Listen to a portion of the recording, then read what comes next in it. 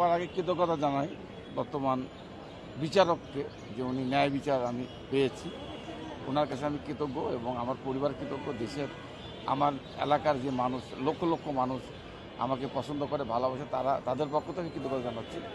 এবং আপনি জানেন যে আমি যেটা আমার লয়ার বরহানুদ্দিন সাহেব বলেছেন, আমি আসলে এমপি ছিলাম 3 বার, সরকারে ছিলাম।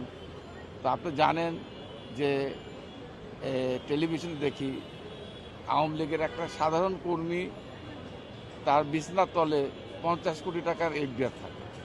আওয়ামী লীগের একটা সাধারণ থানার জয়েন্ট সেক্রেটারি তার সিন্ধুকের মধ্যে 50-100 কোটি টাকা থাকে।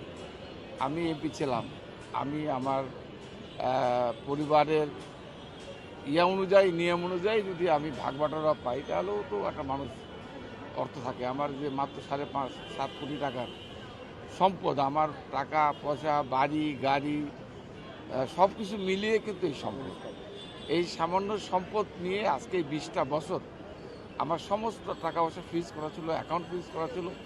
এই মামলা আমি 2 বছর জেলে ছিলাম 111 এবং পরবর্তীকালে এই যে নিয়ে আমার অ্যাডভোকেট বলেছেন পর্যায়ক্রমে এই 18-20 বছরে বিভিন্ন সময় জেলে গিয়েছি, 5-7 বছর জেল খেটেছে। আমার জীবন থেকে প্রায় 6-7 বছর চলে গেছে, এটা তো আর ফেরত পাবো না।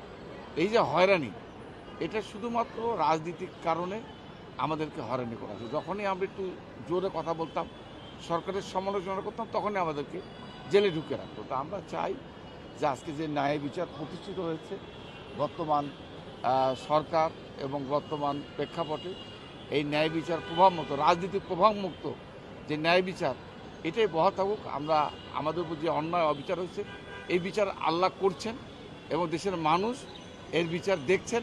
আমরা এর বিচারের দায়িত্ব দেশের মানুষকে ছেড়ে দিয়েছি, আল্লাহর উপর ছেড়ে দিয়েছি। ধন্যবাদ।